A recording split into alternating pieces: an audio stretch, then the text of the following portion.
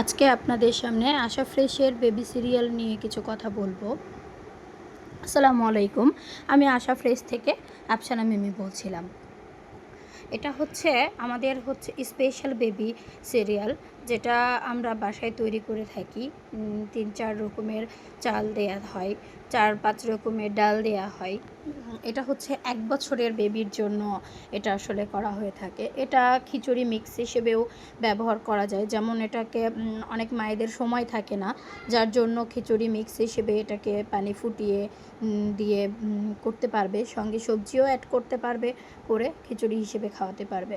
এবং এটাকে অনেকেই দুধ, যেহেতু যারা বাইরের দুধ খায় তাদের ক্ষেত্রে এটা ফুটিয়ে, পানি দিয়ে ফুটিয়ে, তরল করে ফুটিয়ে তারপরে আপনার এটা দুধের সঙ্গে মিক্স করে খাওয়াতে পারবে, যেটা আমি আমার বাচ্চাকেও খাওয়াই।